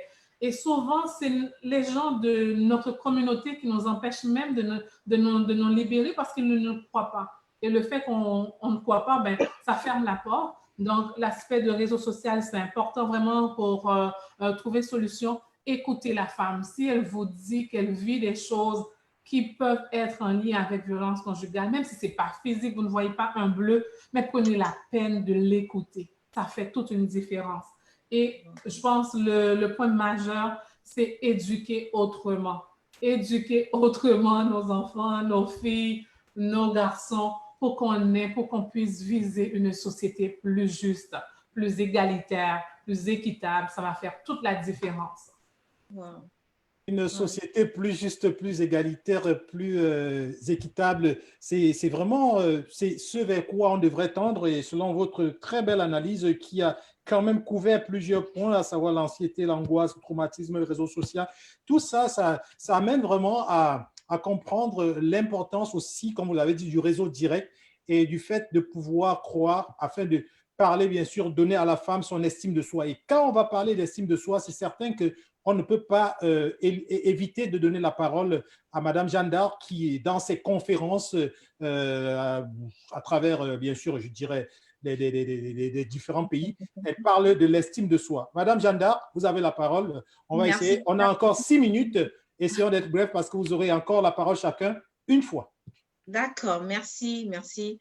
En effet, les conséquences sont vraiment très, très, très, très fortes au niveau de la femme qui perd vraiment l'amour de soi, voilà, la connaissance de soi. Elle oublie vraiment qui elle est. Elle oublie le bien qu'elle a pu produire auparavant. C'est les conséquences de la violence sur une femme. Faire en sorte qu'elle a une autre identité, en fait, parce qu'elle est dévalorisée. Parce qu'elle est dévalorisée. Cette femme qui a vécu dans une violence se retrouve dans un système de peur. Dans la peur, il y a l'angoisse, l'anxiété, tout ça, puisque ça mélange. Et nous savons très bien que toutes ces maladies d'anxiété, de peur, de toutes ces émotions-là qui créent l'anxiété. Et puis, ça crée des grosses maladies telles que le cancer, les ulcères.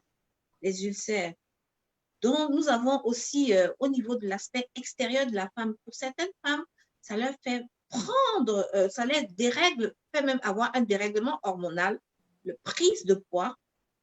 En fait, il y a beaucoup. Donc, l'aspect intérieur, l'aspect extérieur, quand une femme est dévalorisée, vraiment par des mots, il faut vraiment une reconstruction, un travail profond pour qu'elle reprenne vraiment confiance en elle.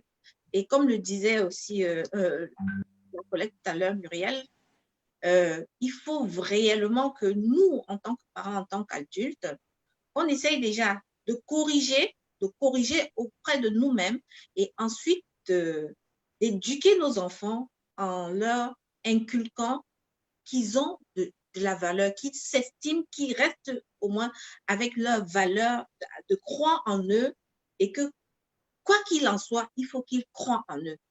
C'est ça. Super. Merci. La confiance en soi. La confiance en soi qui résume bien sûr vos conférences. Oui. Alors, on va rebondir avec Dr Gou et ensuite on prendra une dernière parole chacun pour dire un dernier mot et on pourra résumer tout ça et puis se quitter. Merci bien, Florent. Je pense qu'en termes de conséquences, la plupart des conséquences ont été citées par les intervenants. Peut-être deux éléments sur lesquels je voulais insister. Le premier, c'est un peu, on a parlé un peu des conséquences sur la personne qui subit les violences, mais un élément aussi qu'il faut souligner en termes de conséquences, c'est dans le meilleur des cas, dans le meilleur des cas, en termes de conséquences, ce qu'on peut voir, c'est le foyer qui est brisé. La femme va décider de partir. Et le pire des cas, c'est ce qu'on appelle mort de courte maladie en Afrique. On a beaucoup de cas où on apprend que des gens sont morts de courte maladie. Ça peut être dû à des violences conjugales ou celui qui est brimé décide de passer à l'acte. Donc, ça se voit aussi au Canada, aux États-Unis, en Europe. En Afrique, on appelle cela courte maladie. On ne sait pas bien pourquoi le mari qui battait sa femme n'a pas pu se réveiller le lendemain, il est décédé. Donc, ça, c'est le pire des cas. Et donc, c'est des conséquences pour lesquelles il faut être éveillé et pouvoir parler à cela. Le dernier élément en termes de conséquences que je voulais signaler, c'est un peu l'échec au niveau des enfants. Les enfants qui grandissent souvent dans des foyers où la violence conjugale est de mise ont de très faibles chances de réussir dans la vie. À l'école, ils ont une éducation qui ne se passe pas bien parce qu'il n'y a pas d'amour à la maison. Donc, les conséquences sont énormes sur les enfants. Donc, c'est des éléments assez importants qu'il faut regarder. En termes de solutions, rapidement, je pense qu'un homme ou une femme qui est violente dans un foyer, il y a de très faibles chances que la personne change. Donc, l'autre doit prendre l'initiative de quitter. Moi, c'est la première solution que je vois. Parce qu'on peut toujours dire qu'on va discuter et c'est toujours le même scénario. Si vous regardez un peu les 4 étapes de la violence conjugale, on finit toujours par la réconciliation, c'est sûr, tu m'excuses, des fleurs, des cadeaux pour pardonner. Et une fois qu'on pardonne, on laisse passer un petit moment et on reprend encore le cycle de la violence. Donc, la femme, si elle pense à l'avenir de ses enfants, elle doit quitter. Parce qu'il y a plein d'exemples qui montrent que les femmes qui ont essayé de sauver ces mariages-là ont peut-être réussi à sauver le mariage parce qu'elles sont toujours mariées, mais la plupart des enfants, aucun n'a pu avoir un diplôme, n'a pu avoir un job, un travail décent. Donc, à un certain moment, il faut faire un choix entre un foyer où on est brimé et l'avenir de ses enfants. Et comme je l'ai dit, j'ai vu des cas assez palpants, des femmes qui ont décidé de rester dans le foyer et les enfants ont été sacrifiés, et des femmes qui ont décidé de partir et la plupart des enfants ont pu avoir une éducation décente et puis avoir un travail décent, construire aussi des foyers. Donc, première solution que moi je suggère en termes de violence, la femme doit quitter. S'il y a tout un aspect social qu'il faut mettre en place pour supporter la femme dès qu'elle quitte. Lorsqu'on est dans un foyer, pour éviter un peu ces histoires de violence conjugale, il y a un aspect important, c'est le respect de chaque partenaire. L'homme et la femme doivent se respecter mutuellement. Cela veut dire qu'il faut se faire énormément de concessions. Lorsqu'on vit ensemble, on fait des concessions. On trouve souvent des consensus et non, ce n'est pas une partie qui a raison sur l'autre. Il faut avoir un consensus parce qu'on vit ensemble. Personne n'est Dieu le Père, on est tous des êtres humains. on est bon, on est mauvais, tous ensemble. On a raison quelquefois, on a tort quelquefois. Donc, il faut avoir un consensus et ne pas arriver à une situation où on dit non, c'est madame qui a raison, c'est monsieur qui a raison. Non, on est tous ensemble. Quand on se marie ou quand on vit en couple, on est un, d'après ce qu'on dit lorsqu'on se marie. Donc, on est un. Donc, on ne peut pas dissocier le un pour dire une moitié a raison, l'autre moitié a tort. Donc, c'est ce respect-là qu'il faut avoir. L'autre élément, c'est la confiance en soi et la confiance en l'autre. Il se peut qu'on ne comprenne pas peut-être les actions de l'autre, mais si l'autre agit pour le bien-être du couple, on doit faire confiance à un moment donné et essayer de le suivre, même si on ne comprend pas les actions. Et donc, c'est important la confiance. Et le dernier élément, c'est l'ouverture. Okay? Vous savez qu'en général, nous, les hommes africains, on est taxés au Canada ou aux États-Unis d'être violents. Donc, si une femme dénonce un homme à la police disant qu'il est violent, automatiquement, on va passer 3 jours en prison. Et même quand vous allez dans les tribunaux, par défaut, l'homme est déjà condamné parce qu'on a cette culture de violence-là. Okay? Donc, l'ouverture qu'on doit avoir, c'est au niveau des hommes, d'être ouvert avec la nouvelle culture dans laquelle on est. Par exemple, en tant qu'homme, faire la vaisselle, ce n'est pas quelque chose que je ferais en Côte d'Ivoire, mais au Canada, je le fais facilement. Okay? De même, la femme doit aussi avoir une ouverture d'esprit pour dire qu'il y a des choses qu'elle ne faisait pas en Afrique, qu'elle doit faire dans le nouveau pays d'accueil. Donc, c'est un peu en termes de solution rapidement ce que je voulais dire. Alors, merci infiniment pour toute cette analyse et votre suggestion pour éviter, bien sûr, la violence. Je vais donc vous donner la parole une dernière fois pour que chacun ou chacune puisse donner son actualité ou alors pour un dernier mot. Essayons d'être le plus bref possible, s'il vous plaît, parce que là, on a vraiment fini, on a brûlé le temps. On est à 1 minute de plus que notre temps. Alors, on va commencer par Dr Nadia. Merci beaucoup, Nadia, d'être là. Alors, voilà, on va faire le tour rapidement. Le plus bref possible. Merci. Parfait. Merci encore, Florent, de nous avoir invités. Ça m'a permis de connaître de bonnes personnes sur le panel. Je suis contente de vous avoir connus. Merci beaucoup. Et je finirai justement par quelques suggestions, par quelques recommandations probablement. On a fait un petit peu le tour, mais les dames tout à l'heure parlaient des femmes, de ce que les femmes subissent. On sait que les hommes aussi. Mais on n'a pas parlé peut-être plus longuement des femmes qui se sentent coupables et puis qu'elles sentent que c'est de leur faute. Donc, disons-leur que ce n'est pas de leur faute, justement, pour qu'elles puissent justement briser l'emprise de ces violences, sachant les écouter sans les juger. Et quand je dis écouter, je rebondis sur le mot écouter. Écouter en leur laissant la parole, mais aussi écouter leur souffrance interne en identifiant justement ces souffrances internes. On pourrait créer des espaces de parole, justement, où les femmes puissent, où les gens qui sont violentés puissent s'exprimer entre eux. Et aussi, sachant mettre justement notre énergie là où il faut. J'ai parlé tout à l'heure du ciné dans le E de ego, donc le stress. Donc, laissons notre ego de côté, puis mettons l'énergie justement dans notre bien-être, le bien-être de notre famille, de nos enfants, plutôt que mettre le focus sur les chicanes, sur les petits malentendus, les conflits, puis que parfois ça dégénère justement. Donc voilà, sur une note positive, mettons l'énergie justement sur notre bien-être, le bien-être de tout le monde. Merci voilà, infiniment, merci. Nadia. Merci beaucoup. Madame Jean-Baptiste. Merci pour l'invitation. Vraiment, un très bel après-midi avec tous les panélistes. C'était super agréable. Ce que je pourrais ajouter, en fait, comme mot de la fin, c'est dire, en tout cas, toute personne, que ce soit homme ou femme, qui aurait en fait écouté, qui était à l'écoute de cette rencontre cet après-midi, je veux leur dire qu'elles ont aussi un rôle à jouer parce qu'on est tous responsables. Nous sommes tous responsables d'être des personnes avisées.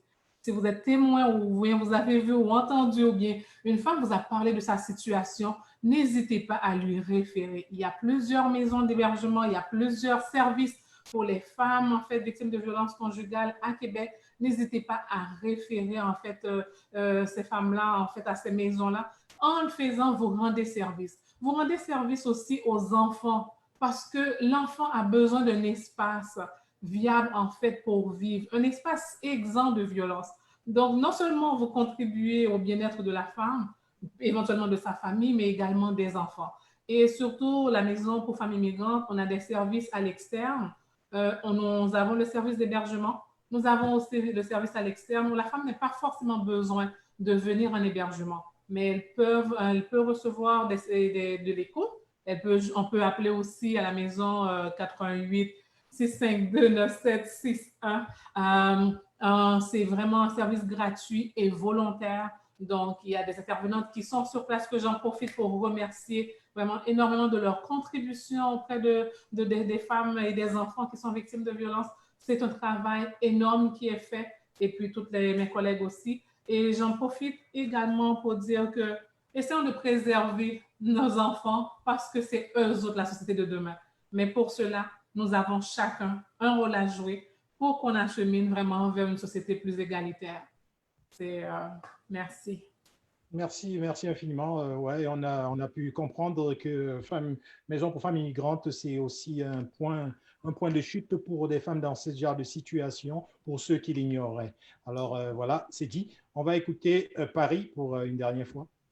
Voilà, pour le mot de la fin, je dirais déjà merci à tous, merci Florent, à tous les panélistes. Pour le mot de la fin, pour ceux qui vont nous écouter, c'est vrai qu'on a beaucoup parlé des femmes qui étaient victimes, mais il y a des hommes aussi qui sont victimes. Il y a beaucoup d'hommes aussi qui sont victimes, on ne le dit pas fort. Mais je voudrais dire à ceux-là que vous avez le droit si vous souffrez vraiment de la violence et que vous n'arrivez pas à parler, il ne faut pas rester seul.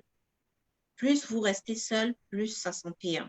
Donc, ne restez pas seul. Donc, il faut parler au moins à une personne. Parler à une personne. Et vous avez aussi la possibilité de choisir votre vie. Soit vous choisissez de rester dans ce système-là, soit vous choisissez la vie en parlant, en appelant, comme le docteur a dit tout à l'heure, les services. Mais surtout, ne restez pas seul. Et vous avez besoin aussi d'un accompagnement. Parce que quand on est violent, ça veut dire qu'on est malade. Il faut soigner cette maladie-là. C'est comme des maladies, c'est une maladie, on va dire, c'est une maladie même de l'âme, je dirais, parce qu'il y a l'aspect psychologique, tout ce que ça comporte. Donc, c'est comme quand on se fait bobo au niveau de la main, on met le sparadrap et tout, on désinfecte. Vous avez besoin de vous soigner. Vous avez besoin d'un accompagnement. Parce que seul, on a beau prendre des résolutions, mais on n'y arrive pas. S'il vous plaît, vraiment, de grâce, celles qui vont écouter cette émission, prenez votre vie en main. Voilà, merci beaucoup. Merci infiniment. On va finir, bien sûr, avec l'un de nos panélistes, et non le moindre, le seul homme parmi nous, messieurs. Docteur Gourou. Merci de m'avoir invité. J'avais auparavant assez peur de me mettre au milieu des dames, mais je pense que c'est toujours une bonne expérience. Et j'ai appris à Donc, je voulais terminer rapidement par rappeler un proverbe martiniquais que j'ai dans la tête depuis un certain moment. Ok, je ne sais pas bien, je me souviens pas bien exactement ce qu'il dit, mais l'idée de ce proverbe, c'est de dire que lorsqu'un bout de bois t'appartient, la rivière le ramènera toujours vers toi. Ok, donc pour dire que il ne faut pas que quelqu'un se sente obligé de rester dans un couple qui ne fonctionne pas. Pour dire, c'est ma vie, c'est la fin, il faut que j'ai cela. C'est un peu ça la source de toutes les violences conjugales qu'on a. Quand on pense que l'endroit où je suis est le seul endroit où je peux m'exprimer. Donc, ce que moi je dirais pour le mot de fin, c'est éducation. Il faut éduquer les partenaires, les femmes qui sont les plus victimes, de sorte que s'il y a un couple qui ne marche pas, si ça ne marche pas avec le partenaire, elles puissent sortir de ce couple et s'assumer économiquement, financièrement et sur le plan social. Et donc, pour moi, il faut éduquer d'abord les petites filles, mais pour les gens qui sont déjà en couple, il est important de pouvoir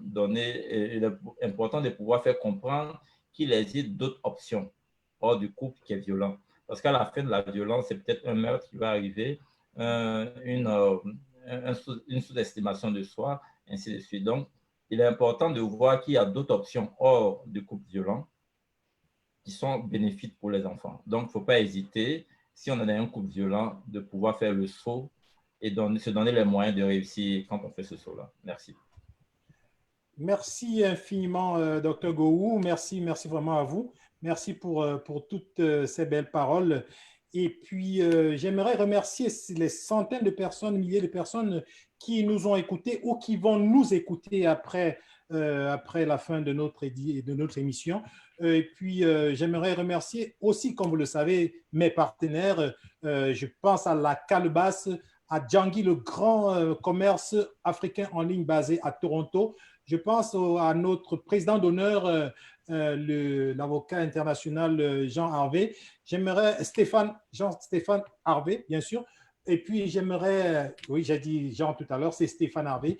J'aimerais aussi remercier Tristan, qui est aussi partenaire avec nous, et le Concorde, et toute l'équipe de Diaspora Interaction, l'équipe exécutive. J'aimerais les remercier. Je remercie tous ceux qui nous écoutent. Et je vous rappelle qu'il y a un tournoi qui va se passer à Québec le 8 août, organisé par le COSIC, un tournoi autour duquel il y aura des barbecues, plusieurs équipes qui viendront jouer du soccer. Donc, si vous voulez un peu vous détendre, si vous voulez vous amuser, ne manquez pas le 8, samedi le 8, ça sera au stade de Chevaux, bien sûr.